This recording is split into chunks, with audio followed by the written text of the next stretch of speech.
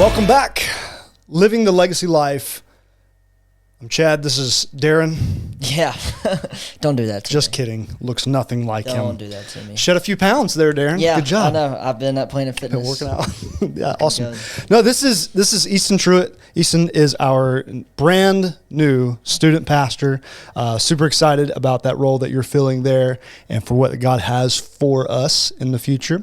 But Easton has been on staff for, is it literally 3 weeks? Yeah, you said it in the sermon the other day Okay. when you introduced me. I think it's Yeah, I literally just 16 threw out a days, number. 17 days. I have no clue if that was correct or not. That sounds about right. Okay, End we'll of go with May that. was- yeah, I'm always right, so there you go. sounds about right. So Easton just coming on staff. What has been the worst thing? No, I'm just kidding. We're not wow. going to do that. Now we can get into that. if you Oh, want okay. to. All right. No. So Easton preached this past Sunday for us and just did. I mean, seriously. And I know I've told you, but really great job of delivering the word. I appreciate the faithfulness that you held to the text, and you did it in a very engaging way. So, and I know many of the people listening have also said that too. So, Appreciate that. congratulations.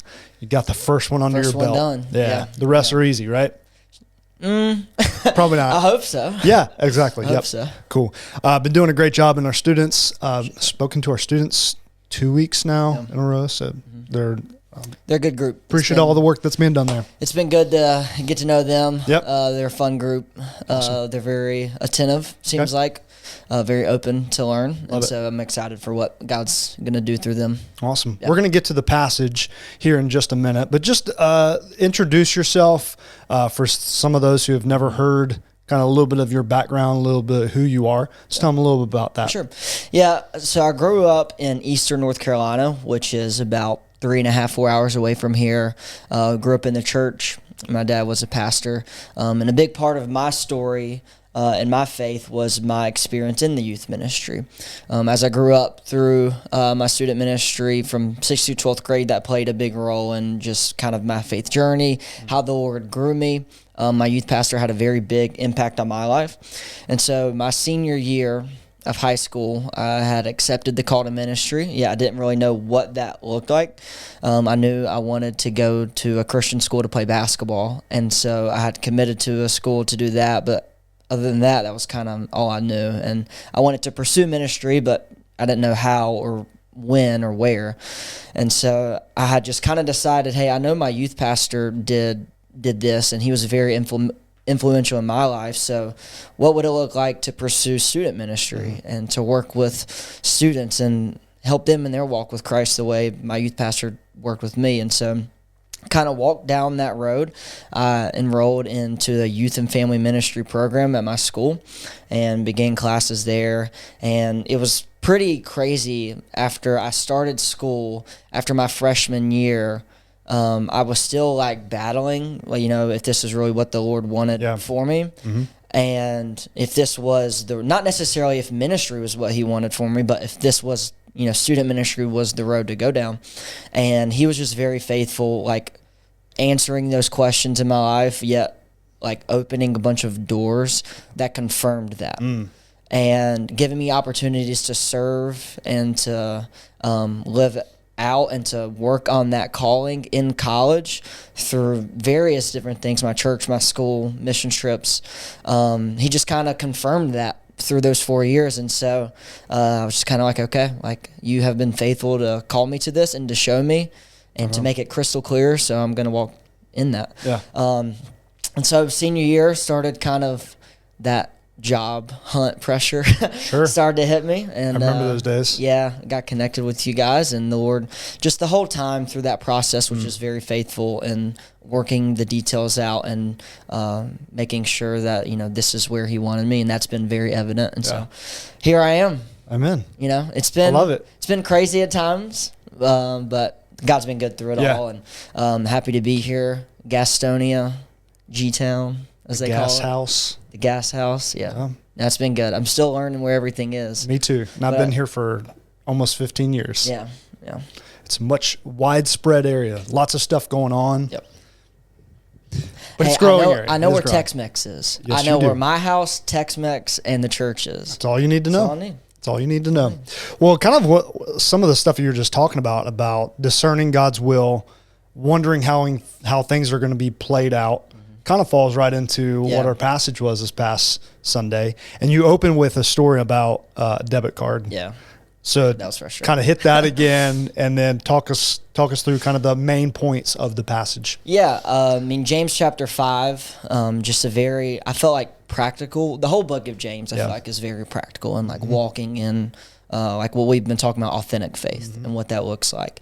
And so we get to a very hard topic. I feel like often just practically being hard, talking about patience, especially patience through suffering. Yeah. And like I told this story at the beginning of the sermon of me losing my debit card and then them not sending it to me, and just a silly illustration, but like that's a practical life example. Absolutely where is. Patience is just hard sometimes, and the attitude we have in our patience, it can be tough sometimes.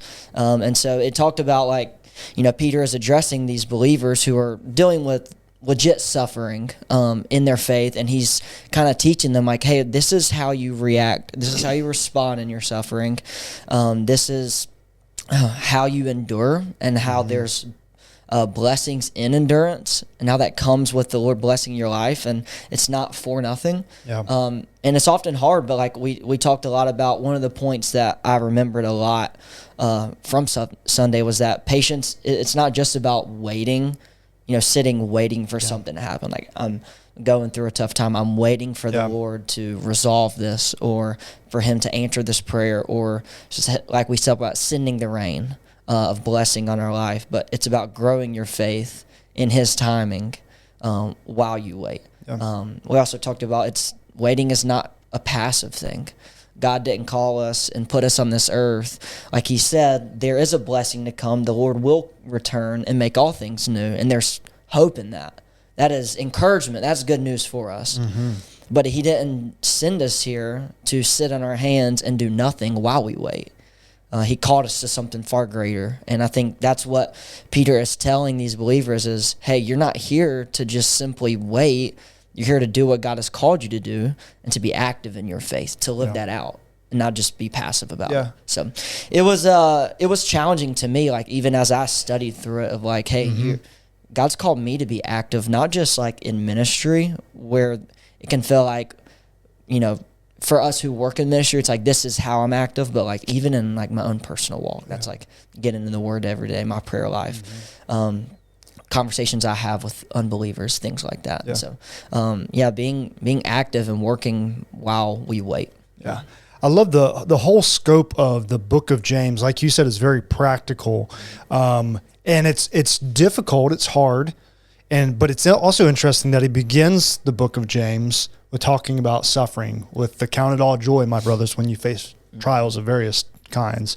And then he kind of bookends this thing with the passage that we covered this past week, talking about those sufferings, those times that they aren't meant to just beat us down. Mm-hmm. They aren't meant for us to just, you got to go through them, and so you just grin and bear it the whole time. But they have a purpose. They have a reasoning behind that. And so we don't just wait for them to get done and over with, but that there's some things that we have to do in the process, or we should be involved in doing. So for you, what are some of those things that we need to do? You talked about it's an active thing, not a passive thing. Mm-hmm. What is it that we need to do in the middle of those sufferings while we're waiting for God to answer, the yes, no, the just hold on, not yet kind of answers that we're getting from God? Yeah, that's often, like you said, the hardest thing to understand, that there's a purpose for all that. Mm-hmm. We talked a lot about, because James gives the story of Job as an example. He's telling them, hey, look back at Job and his life as an example of suffering. And it's easy to see, like in the life of Job, he definitely didn't know that, hey, there's a purpose, or he definitely did know that there was a purpose for all this. He might not have been able to see it, on the other side of that suffering, but he knew the whole time that there's a purpose. Yeah. I'm not going to give up. Like, I'm still going to be faithful. I'm still going to be loyal to the Lord. And we talked about how he only saw the blessings on the other side of that because he was faithful to God in the midst of that. And that was probably hard to see in the midst of that, but he knew there was a purpose. But like you said, like, what do you do in the midst of that? Like, how do you be active? the first point that we talked about was working while you wait. We use the illustration of the farmers, right? As they're going through a drought, they're waiting for rain. They can't control it. They need the rain for growth, but God has to send that. And so while they wait, you either you prepare your field, you plow the fields, plant the seeds, harvest the crops, do the things that God has called us to do, which is the Great Commission, Matthew 28, to go therefore and make disciples and to spread the gospel to the uttermost parts of the nation, and to be faithful to God while we're on earth to what he's called us to do. That's the work. And we know that when we're faithful to do that work, while we wait, at the end, he's going to send the rain. Yeah. And he's going to be faithful to bless us on the end of that. Like the story, the illustration I used at the end of the two farmers, one who did work while he waited and prepared his fields. Now, hold on. So you said there was a movie. What movie? Do you not know? I couldn't figure it out. All-time favorite, Facing the Giants. Dude. Oh, okay. Yeah. There's a little clip. It's actually funny. There's a little clip in the middle of the movie. One of the older men, Mr. Bridges is his name in the movie. He goes to Grant, the football coach. Okay. He's like about to quit his job. And he like goes in there and he reads him a passage of scripture, and then he tells him that story.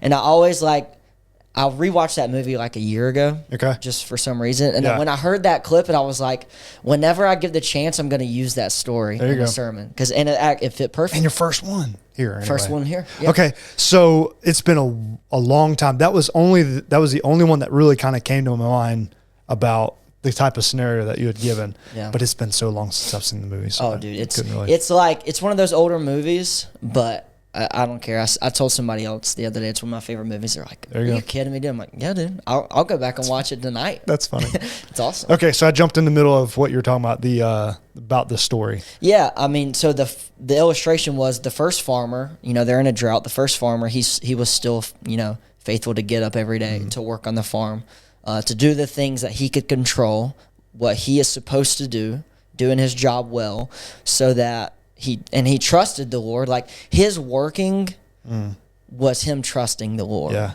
Like he was like, I know if I go out and work, he's faithful to send the rain. Yeah. And then the other guy, while he prayed for the rain, he just sat on the porch and watched and waited for it. And it's like his work revealed his trust. Because if he didn't trust the Lord, why even prepare the field? Yeah. Because if I don't trust, I don't think he's going to send it. Yeah. And so it's like while we work, while we're on this earth, while we do the things that God has called us to be about, he said the harvest is plentiful, but the laborers are few. He's called us to be a laborer of his work. Yeah. And if we're faithful to do that, we're going to see the blessings that reap from that. Yeah. So there's this phrase that I've been introduced to lately, and it's the idea of we get stuck working in whatever we're doing, that we never get a chance to work on what we're doing, that we're just, the working in is just the day-to-day. It's the grind. It's the punch the time card. It's the, deal with the kids, meals. Like it's just, and it's a 9 to 5. Yeah. You're working in it, but you never really get a chance to work on. And we want a better life and maybe working towards that. But what does it really look to work on yourself? And so that was one of the things that I had thought about too, is in the middle of, we call them storms, right? Those sufferings times that when you're in the middle of the storm, the whole goal is just get the storm over with. Like God, give us clearance, like whatever that financial situation is, or whatever the kids are going through or whatever, like whatever's going on, that it's like, God, I just want this storm to be over with and done and peace. Yep. And what God may be working on is the fact that God, give me peace in the middle of the storm. So whatever I'm going through, God, just give me peace, perfect the work that started in me, which James refers to as well. And so I love the fact that you're saying, like, go back to the very core of your own purpose, your own identity of who you're supposed to be as a believer, and fulfill the mission, fulfill the calling for why you're here on this earth. And that's to see other people be discipled and saved and sent out. Yeah, I think what I've seen in my own life oftentimes is that the Lord reveals a lot about my faith in those times. Oh, absolutely. And he reveals a lot about myself. Yeah. And the things that I struggle with in those times. Because it's like patience is hard, and it's one of the fruits of the Spirit that often is lacking because we just, like I talked about it, we want things to happen in the way that we want them to happen in the time that we want to happen. And he will reveal a lot about ourselves, good and bad, in those times. Yes, patience is like, it's a time to practice the things that we claim, the things that we know to be true about the Scripture. Like, we know God's good. We know he's going to bring about blessing. And we know that we say it all the time, we know there's a reason for the suffering, but in the midst of that, does your life, is the way you're responding reflecting that knowledge that you know? You know, we look back, hindsight's 2020. Yeah. Like all the suffering, all the persecution, all the stuff that's happened in the past, we look back and say, oh yeah, I see now how God worked his will through all it. And like, I don't know why I ever didn't trust, or I acted this way or reacted. But it's true. Like, you're able to look back, but how much more peace would have come if we would have known the answers, known how things would have played out. If in the middle of it, we would have had the same structure of who we believe God to be in the middle of that. Yeah. And he even said, verse 7 and then verse 8, he said, be patient. So like, the first thing, hey, just everybody be patient. And then he says in verse 8, you also be patient. It's like, I think you're trying to get us to do something. It's kind of important. Yeah, it's kind of important. You've mentioned it twice, and you told us to be patient multiple times here in the first little bit. Then he says, be patient and establish your hearts. Yeah.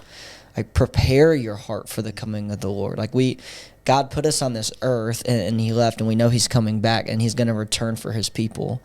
But like, we have to prepare for that. Like, we don't just live how we want to. We don't just get to do what we want to do, and then the Lord comes back. We have to prepare and establish our hearts and root it in that authentic faith that we're talking about until the coming of the Lord, because that's the encouragement, the ultimate encouragement that he's given to these believers. Is that one day, like, the Lord will come back. He will make all things new. Yeah. And he will establish his kingdom here on earth. Yeah.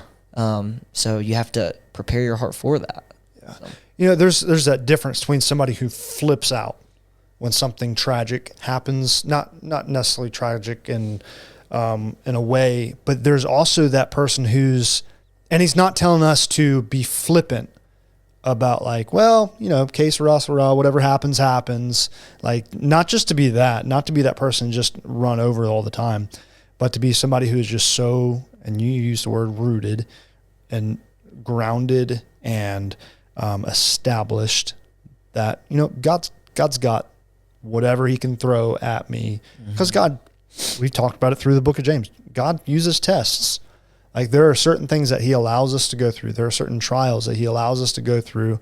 Obviously, there are temptations that the enemy uses to try to keep us down. But the trials and the tests are the ways that God proves our faith, our trust in him.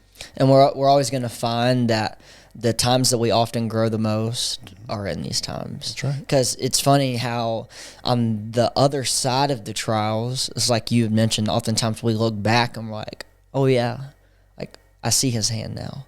I understand what he was doing, and now I see what he did through that. And it's like, man, would I have grown? Would my faith have trusted the Lord if not for this? Because oftentimes, like, it's hard to grow sometimes when life is just going well, like, practically. You know, your job's going well, family's good, financially stable, relationships are great. Like, oftentimes, you know, it's like that dependence on the Lord, it dwindles a little bit. Yeah, but in those struggles, I love the verse that we read, 1 Corinthians 10:13. At the end of it, he said, he will always provide the way of escape. Yeah. That you may be able to endure. Yeah. And he doesn't just call you to endure. He's going to walk with you through that. Yeah. And he's never going to give you more than you can handle. Yeah. Well, this is such a great transitionary passage, because I feel like that point right there just tied hand in hand with the passage of the week before. She's talking about riches, and I think I had made the point of whenever we have stuff so easy here on this earth, in this life, in America. We have been blessed with prosperity. And like when we have all the things, it's really hard. It's definitely more difficult to see the glory and the wonder of heaven when we have. And so it's kind of the same thing. It's whenever things are going easy here on this life, it's kind of easy to put our faith and our trust in the things of this life, what we can hold on to. But yet when struggles, trials come, that's when we grow the most. That's when we really turn to him. Yeah, I love talking about money last week. Sometimes can be like a difficult topic, and then talking about suffering this week. So you have, on one hand, what can be a blessing, like talk about finances, like having money or not having money, but on the one hand, like having and keeping stuff and things and wealth. But on the other hand, suffering, and it's like at the end of the day, both the bad and the good are not going to matter. And you can't control them. And you can't control them. And so it's like your attitude towards the Lord and your faith in the midst of both of these things, the good and the bad, because it can be harder to, depend on the Lord and everything when things are going well, but he still calls us to. That's right. Because at the end of the day, it's not always going to be that good. Storms will come. Yep. It is harder, but the Lord still called us to it. Which then just takes us right into this upcoming week, which is, if any one of you are suffering, if any of you are sick, or if any of you have sin, like there is hope. Yeah. There is healing in the midst of this. And so we're looking forward to that. But before we get to that, is that, I don't know if it reads the same way to you, but verse 12 kind of just looks like is it just kind of like thrown in there? But it's not, because it's like, but above all. So it was kind of like when I was putting the sermon together, I get to verse 12 and I was like, it's like, does this fit in this patch? Because it's all about suffering. Then it's like, but above all, like, don't lie. Yeah. Don't swear about any heaven or earth or about any other oaths. Have integrity, be a person who's honest, so that you may not fall under condemnation. It's like, how does this tie into that? But I'm like, okay, he's called us to be honest and have integrity both in the good times and the bad times. And that, oftentimes through our suffering and through those storms, those trials, like, we're not people of integrity. We're not honest. We're trying to find ways to get out of it. We're trying to do anything we can to find peace and to find calm in the struggle. And it's like, even then, be a person who has integrity. One of the quotes I'd use, if I can find it, when it talked about integrity, it's saying to, let's see, being consistently honest and trustworthy across all situations, regardless of convenience. And so there, it's like, regardless of the convenience that you're in, whether it be suffering or good times, like, we're still called to have integrity in our faith. And by our speech, James talks a lot about speech and about the tongue and how powerful it is. Yeah. You referenced it. It was, if you want to find out how real somebody is, how authentic somebody really is, like, from the abundance of the heart, the mouth speaks. And so you're going to talk about the things that are worrying you, that you're suffering about. You're going to talk about, you're going to find out what your trust really is in through your speech. It's funny because when I had come, to visit Legacy, one of the weeks we were in James, and I got to sit in that sermon about the power of the tongue, is what Pastor Darren preached through. And so when I was reading through verse 12, it's like, man, we've already hit on this so much in the book of James. And so I had referenced back to a point that Pastor Darren made, is like, nothing reveals your heart, the posture of your heart, more than the integrity of your mouth. It's like, you want to be a person who lacks honesty and faith and integrity and shows like the real posture of your heart, not what is always displayed to others, but shows the real posture of your heart. Check your speech. It's the easiest way, but it's also the easiest way to build people up. That's right. To encourage others and to be a person who's honest and displays their faith. Wow. That's so good. Yeah. So good. But verse 12, it was like, above all. On the service. It's like, hey, I've said all this stuff, but listen up. Yeah. Because this is like most important. Really important. The most important. Above all these things, be honest. Cool. Well, man, I appreciate it. And it was good. I took, as somebody who's going to be speaking the following week, you want to tie all this together. And I think James does it, but you said several things in there that I'm going to hit again because I feel like they tied kind of some of the messages together so well. So yeah, I mean, he left us for 3 weeks, so we're just taking care of it now. It goes you, me, you, back to you, and then maybe Darren will come back. We'll see if he comes back or not. Yeah, he's enjoying France. Yep. We've seen those pictures of him sleeping. We got him. Yep. Yeah. On the beaches in France. Yeah. We know what he's doing. All right. Hey, thanks for joining us today. Easton, glad that you're here. Yeah, appreciate it. Not just here, but also here. my first ever podcast, actually. I'm a big podcast person, too. I listen to podcasts every day. I have a couple, like, sports podcasts, a couple of devotional podcasts that I listen to. And we try to throw some sports in here every once in a while. Yeah. We can talk about baseball. Darren can't. Yeah, he wants to talk about football, college football. And I'm like, yeah. It's baseball season, though. Baseball season. NHL is done. NBA is done. Look. It is time. It's World Cup season. Okay. Well, you've lost World Cup season. Actually, it's College World Series time. Carolina. This is a phenomenal time of the year. Yeah. I mean, you have the NBA championship just got finished. Yep. Good series. Great series. I mean, not the way that I necessarily wanted Only it to 5 turn games, out. but all of them close. Right. Yeah. I mean, the Knicks just on a tear throughout the playoffs. Spurs blowing every game. Every game. Terrible play. Yeah. NHL was great. Carolina coming out with a win. It's a good time to be a Carolina sports fan. I'm telling you. Yeah. And then Carolina's still in it. No jinx. Hopefully, well, I'm not sure when this will air, but maybe by the time people hear this, they will have a spot in the College World Series final. Maybe. Maybe by the time you listen to it, they've won it. Maybe I just jinxed them. USA pulling out a 4-1 win in FIFA World Cup. Who was that? Portugal? Did they play? Paraguay. Okay. So, I don't watch soccer. Yeah, it's good stuff, man. So, Braves are not doing so hot at the moment. Yeah. Your Yankees are going to do Yankee stuff. They're battling some injuries, but they're playing well. Same with the Braves. It'll just be both of our teams. It's kind of like they'll be there in the postseason. Are they healthy and ready to go win it? It's going to be kind of. I mean, that's how it is every single season. So, all right, man. Well, thanks so much for joining us today, and we'll see you next time. Yep. Thanks.